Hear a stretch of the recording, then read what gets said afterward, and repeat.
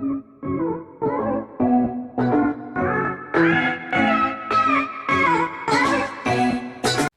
everyone, welcome back to the physics class.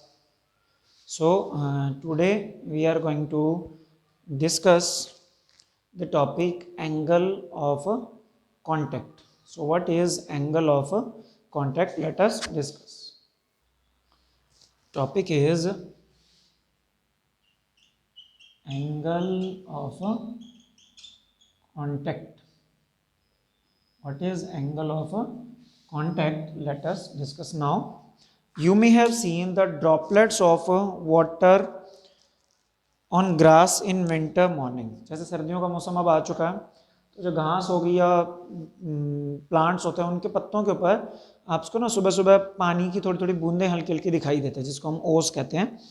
The water droplet does not wet the leaf और grass surface, but the same droplet spread over a clean plastic plate as shown in the figure. जो water droplet होगी does not wet the leaf, वो leaf को wet नहीं करेगी, उसके ऊपर बिल्कुल दिखाई देगी आपको पड़ी हुई, लेकिन वही को अगर हम प्लास्टिक सरफेस पे रख दें तो प्लास्टिक सरफेस के ऊपर फैल जाएगी.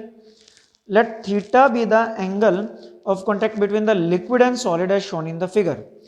अब एक ग्रास के ऊपर एक वाटर का ड्रॉपलेट होगी, वो कैसे बिहेव करेगी? ये ग्रास है, इसके ऊपर ये वाटर की ड्रॉपलेट है, ठीक है. वाटर की ड्रॉपलेट जो स्फेरिकल शेप में दिखाई है, तो इसके बीच में हम क्या ले रहे हैं? Angle of contact. वो एंगल ऑफ कॉन्टैक्ट कैसे है? Theta. When this liquid drop is at rest on the grass surface, three phase surfaces are there. एक लिक्विड एयर का कॉन्टैक्ट बनेगा, एक लिक्विड सॉलिड का कॉन्टैक्ट बनेगा, और एक एयर और सॉलिड का कॉन्टैक्ट बनेगा, ठीक है. सॉलिड लिक्विड, सॉलिड एयर और एयर लिक्विड, तीन कॉन्टैक्ट बनेंगे. मैं उनकी सरफेस टेंशन आपको दिखा रहा हूँ. सरफेस टेंशन किसी भी सरफेस से जो है वो टेंजेंट होती है. ये है सॉलिड सरफेस और यहाँ जो है एयर, तो this is S surface tension S A solid air. और इधर नेक्स्ट अगर हम बात करें, इधर भी सॉलिड एयर ही है, ये यहाँ भी सेम ही है. सॉलिड, ये सॉलिड हो गया, बाहर एयर होगी. This is surface tension of S A. Okay. Next एक लिक्विड और एयर का भी कॉन्टैक्ट बन रहा है. यहाँ जो ये जो सरफेस है, ये जो मैं अब कर रहा हूँ, ये यहाँ से एयर कॉन्टैक्ट में होगा ना, बाहर हवा, ये सारा पानी भरा हुआ है, तो यहाँ से अगर हम ये टेंजेंट ड्रॉ कर दें, so this is surface tension of liquid air. Surface tension of liquid air. तीन तरह के सरफेसेस जो हैं हमारे पास बन जाएंगे.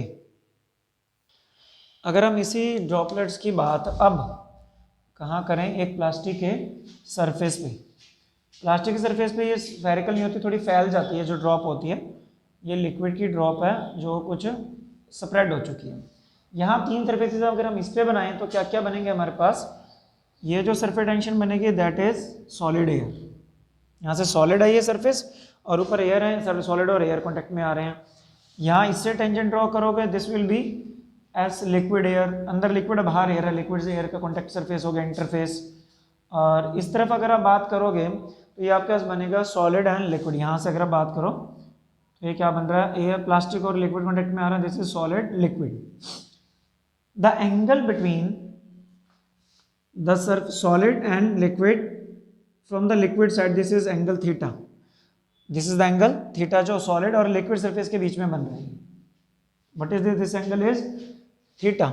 अगर हम इसके कंपोनेंट करें एस एल ए के, एक कंपोनेंट इधर बन जाएगा S L A cos theta, और एक कंपोनेंट परपेंडिकुलर बनेगा that is S L A sine theta. इधर S L A cos theta और उधर S L A sine theta. दो आपके पास इसके कंपोनेंट्स बन चुके हैं. अब आपने क्या करना है? लिक्विड रेस्ट पे इक्विलिब्रियम होता है, इन इक्विलिब्रियम. इक्विलिब्रियम में क्या होता है कि लेफ्ट साइड और राइट साइड के फोर्सेस बराबर हैं. लेफ्ट साइड में क्या लग रहा है? That is S S A. Right side में दो कंपोनेंट कौन से होंगे? S S L plus S L A cos theta. S S L plus S L A cos theta. Okay. तो अगर कॉस थीटा कंपोनेंट में देखना चाहिए, इधर लेके आओ. S S A minus S S L is equal to S L A cos theta. ये cos theta मैंने उधर ही छोड़ दिया, तो S L A solid liquid air का जो कॉन्टैक्ट सरफेस है वो उस ये कॉस थीटा की वैल्यू आ गई. where theta is angle of contact between liquid and solid. Theta is angle of contact between liquid and solid. Here theta is the angle of contact between liquid and solid. तो liquid और solid के बीच में जो angle होता है, मतलब liquid surface पे tangent और सॉलिड का, तो इन दोनों के बीच में जो एंगल है थ्रू लिक्विड साइड, मतलब बाहर की साइड से भी एंगल बनेगा, लेकिन लिक्विड की साइड से जो एंगल है that is angle of contact. तो एंगल ऑफ कांटेक्ट निकालने का ये हमारे पास फॉर्मूला बना. अब इसमें कुछ स्पेशल केसेस बनेंगे. वो स्पेशल केसेस क्या है, let us discuss. First special case है if S S A is greater than S S L, मतलब सरफेस टेंशन सॉलिड एयर की जो है इंटरफेस की सॉलिड लिक्विड वाले सरफेस से ज़्यादा होगा सरफेस टेंशन, तो ये ज़्यादा, और एस एस एल अगर क्या है कम है, ये बोला गया है. तो इसमें क्या बनेगा, तो थीटा क्या आएगा, ऊपर आंसर पॉजिटिव आएगा, theta positive, so cos theta will be positive, cos theta will be positive. और cos थीटा पॉजिटिव कब होता है, जब थीटा लेस देन 90 हो. So theta is less than 90, theta 90 से लेस हो तो उसको क्या बोलते हैं, एक्यूट एंगल. क्या बोलेंगे, एक्यूट एंगल, मतलब एंगल ऑफ कांटेक्ट एक्यूट होगा, लेस देन क्या होगा, 90 होगा.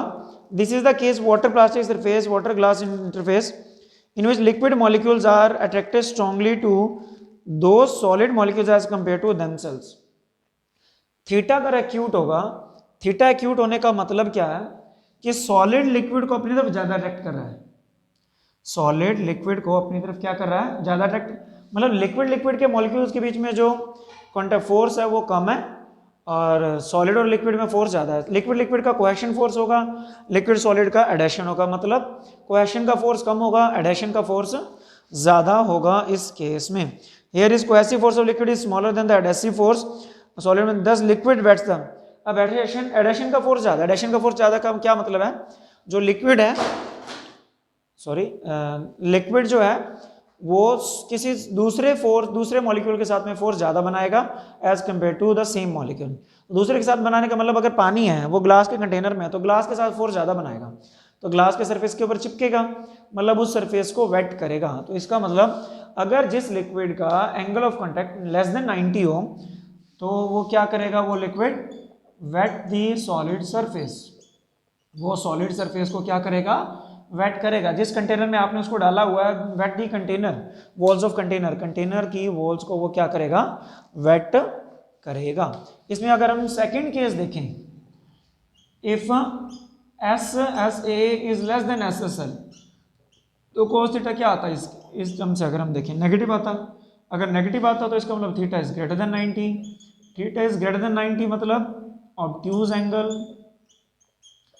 ऑब्ट्यूज एंगल का मतलब होता है cohesion strong, adhesion weak. Cohesion ज्यादा है किससे, एडेशन से, मतलब लिक्विड लिक्विड के मॉलिक्यूल की तरफ ज्यादा अट्रैक्ट होता है as compare to liquid solid के मॉलिक्यूल्स के कंपैरिजन में. तो अगर लिक्विड लिक्विड की तरफ अट्रैक्ट ज्यादा होगा तो लिक्विड, मतलब कंटेनर के अंदर आपने पानी डाला तो पानी पानी के मॉलिक्यूल की तरफ अट्रैक्ट ज्यादा होगा, सॉलिड कंटेनर की वॉल्स की तरफ कम अट्रैक्ट होगा सॉलिड की तरफ. तो इट मीन्स क्या होगा, वो कंटेनर की वॉल्स को वेट नहीं करेगा. तो इस तरह का लिक्विड जिसका angle of contact greater than 90 हो, do not wet the walls of container या सॉलिड सरफेस, वो कंटेनर की वॉल्स को वेट नहीं करेगा अगर थीटा क्या होगा, ग्रेटर देन 90 होगा उस केस में. तो okay, now we are discussing the next topic that is excess pressure on a curved surface. Topic is excess pressure on a curved surface. एक अगर कर्व्ड सरफेस हो तो उस पर एक्सेस प्रेशर, एक्सेस का मतलब ज़्यादा प्रेशर किस तरफ होगा, एक्सेस प्रेशर हमने कैलकुलेट करना है ऑन अ कर्व्ड सरफेस. अगर होता है तो वो कितना होता है वो भी हमने कैलकुलेट करना है. ओके, सो व्हाट इज, इसमें तीन कैसे बनते हैं. When liquid surface is plane, अगर एक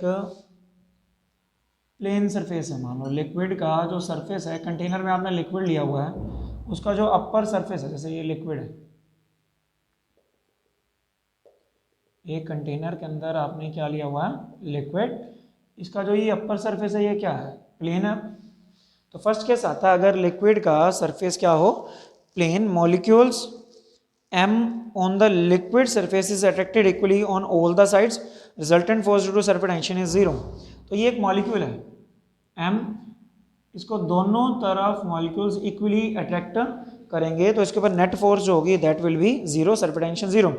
it means on resultant forces acting on molecules m no extra of additional pressure exist in either side. क्योंकि नेट फोर्स इनर्जी फोर्स से pressure लगता है तो कोई एक्सेस प्रेशर नहीं होगा. इट मींस अगर प्लेन सरफेस हो तो सरफेस के नीचे और सरफेस के ऊपर के पॉइंट पे प्रेशर क्या होगा, सेम होगा. कोई भी चीज़ कब प्लेन रह सकती है, जब ऊपर और नीचे से प्रेशर क्या हो, सेम हो. अगर ऊपर से ज़्यादा हो तो कर्व्ड हो जाएगी, दब जाएगी. अगर नीचे से ज़्यादा तो ऊपर उठ जाएगी.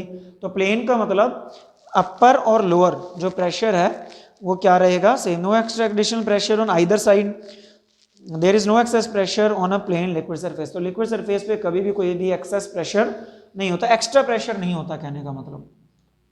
सेकेंड केस अब हम इसमें करते हैं. When liquid surface is curved, curve में दो चीजें आती हैं कि when molecules m on the liquid surface is acted upon by forces due to surface tension along the tangent to the surface. अब कर्व दो तरीके से होता है, मैं ये कर्व पहले बता रहा हूँ आपको. ये अपवर्ड कर्व है, जो अंदर की तरफ दबा हुआ पार्ट होता है वो कॉनकेव होता है, जो बाहर की तरफ निकला हुआ पार्ट होता है वो कॉन्वेक्स होता है. ये अपर की तरफ दबा हुआ है तो ये क्या है, कॉनकेव है.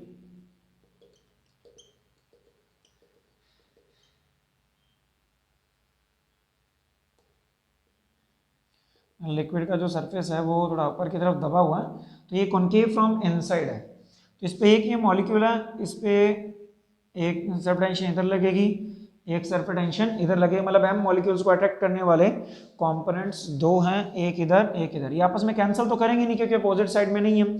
इट मीन्स अगर हम इनके ये बनाए कंपोनेंट, इसका अगर एक कंपोनेंट इधर बना दें, इसका कंपोनेंट इधर बना दें, मान लीजिए ये थीटा था तो ये क्या बन जाएगा, that is s sine theta और सॉरी कॉस थीटा एंगल की तरफ है तो भी है कॉस थीटा. ये तो आपस में कैंसिल कर जाएंगे, लेकिन इनके कंपोनेंट है साइन थीटा तो नीचे बनेंगे ना दोनों के.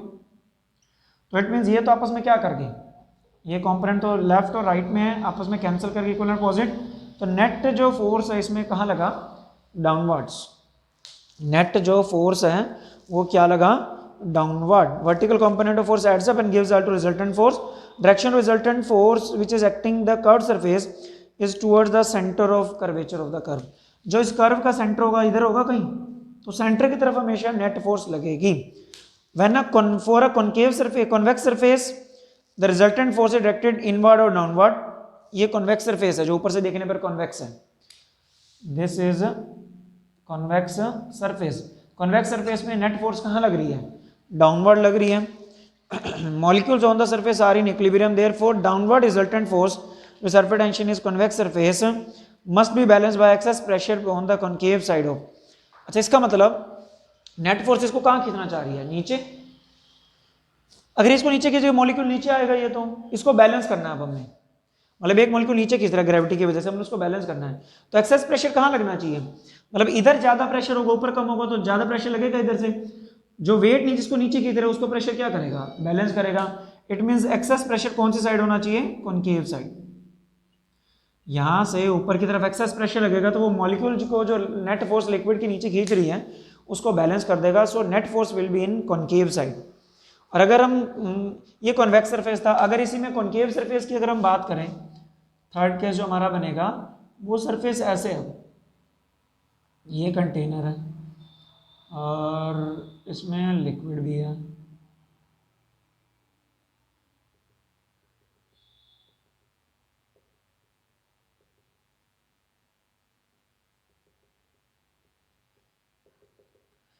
यहाँ मॉलिक्यूल है, अब इसकी सरफेस टेंशन ये इधर बनेगी और ये सरफेस टेंशन जो है वो इधर बनेगी. एस इधर एस इधर, इसके दो कंपोनेंट, एक इधर हो जाएगा एक इधर, ये कैंसिल कर जाएंगे, वर्टिकल कंपोनेंट ऐड कर जाएंगे. इसका मतलब नेट फोर्स कहाँ बनी, अपवर्ड. नेट फोर्स कहाँ बनी, अपवर्ड. तो इसका मतलब मॉलिक्यूल ऊपर जाना चाहता है, उसको बैलेंस करने के लिए एक्सेस प्रेशर ऊपर से नीचे की तरफ लगना चाहिए. अब ये भी कॉनकेव साइड ही है ना, जो अंदर दबी हुई साइड होती है वो कॉनकेव होती है, जो बाहर की तरफ भरी हुई ऐसे है ना, तो ये कॉन्वेक्स. इसका मतलब चाहे कॉनकेव सरफेस हो चाहे कॉन्वेक्स सरफेस हो, एक्सेस प्रेशर जो लगता है वो कॉनकेव साइड, जो अंदर की तरफ दबा हुआ पार्ट होता है ऐसे, वो एक्सेस प्रेशर हमेशा कॉनकेव साइड में. प्लेन में ऊपर और नीचे प्रेशर बराबर होता है. कॉन्वेक्स और कॉनकेव में जो एक्सेस प्रेशर होता है, एक्स्ट्रा प्रेशर जो होना चाहिए वो किस साइड में होना चाहिए, that must be in side of concave. Concave की साइड में वो होना चाहिए हमेशा. Is it clear? Next, access pressure inside a liquid drop. अब हम बात करते हैं, अगर हमारे पास एक लिक्विड ड्रॉप है, टॉपिक है excess pressure inside liquid drop. एक लिक्विड की ड्रॉप है हमारे पास, लिक्विड के ड्रॉप का हमने क्या कैलकुलेट करना है? Excess pressure. Then how can we calculate the excess pressure inside a liquid drop? Let us discuss.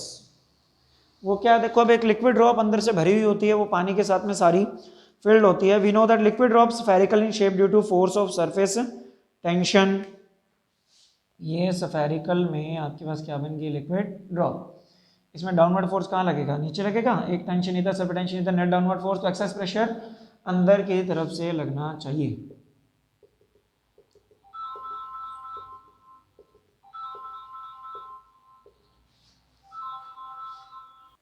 अगर हम इसके अकॉर्डिंग देखें, ये सरफेस टेंशन टेंजेंट लगती है इधर, तो इसका नेट, क्योंकि हॉरिजॉन्टल कंपोनेंट कैंसिल कर जाएगा, नेट डाउनवर्ड है। इसका मतलब सरफेस का हर एक पॉइंट अंदर आना चाहता है। अंदर आना चाहता है, उसका मतलब ड्रॉप तो कोलैप्स हो जाएगी, मतलब खत्म हो जाएगी, पेश जाएगी, वो कंप्रेस हो जाएगी। लेकिन तो कंप्रेस होने से बचाने के लिए क्या करना पड़ता है?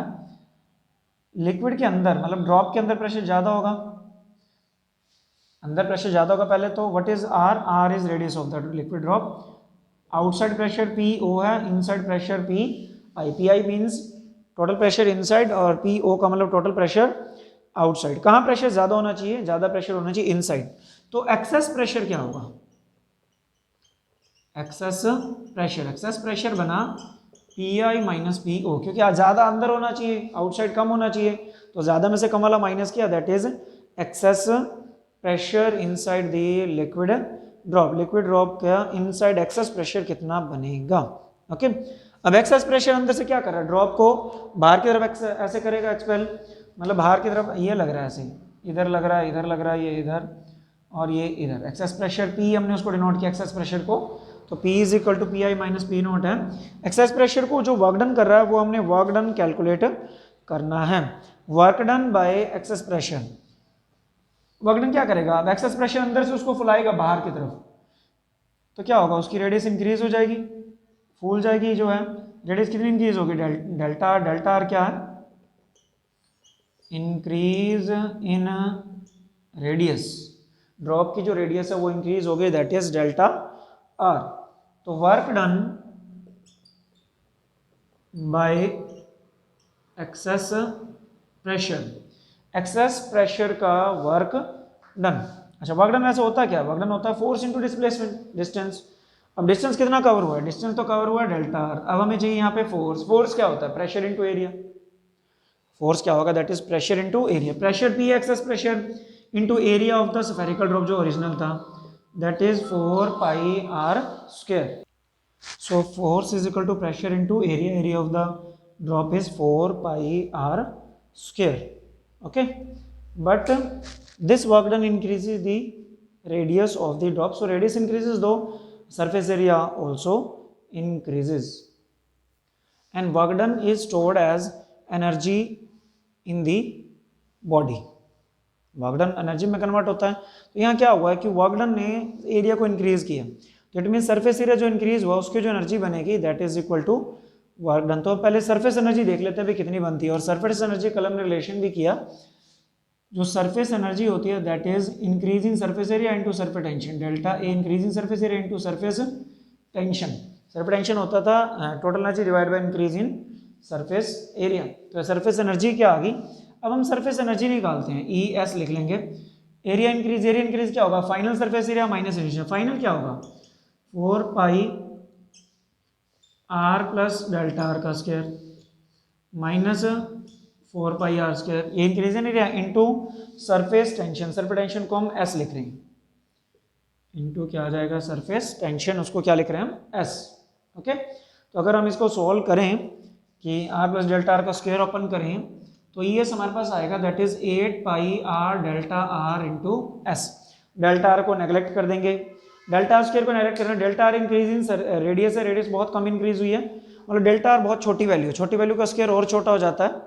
जैसे 0.1 है उसका स्क्वायर 0.01 हो जाएगा, छोटी वैल्यू तो उसका स्केयर और कम हो जाता है, तो उसको नेग्लेक्ट कर सकते हैं। 8 pi R delta R into क्या बच गया, as this is surface energy and work done is equal to surface energy. Work done क्या हुआ, work done that is 4 pi R square delta R into P is equal to surface that is 8 pi R delta R into S. Pi से pi cancel, एक R से एक R cancel, delta R से delta R, तो 4 से ये 2, तो यहाँ बचा P और R, और वहाँ क्या बचा दैट इज 2S। P इधर छोड़ दो that is 2S by R. It means जो लिक्विड ड्रॉप होती है उसका अंदर जो एक्सेस प्रेशर होता है that is 2S by R. कितना एक्स्ट्रा प्रेशर इनसाइड होता है दैट इज 2S बाई में R is the excess pressure inside a liquid drop. Okay,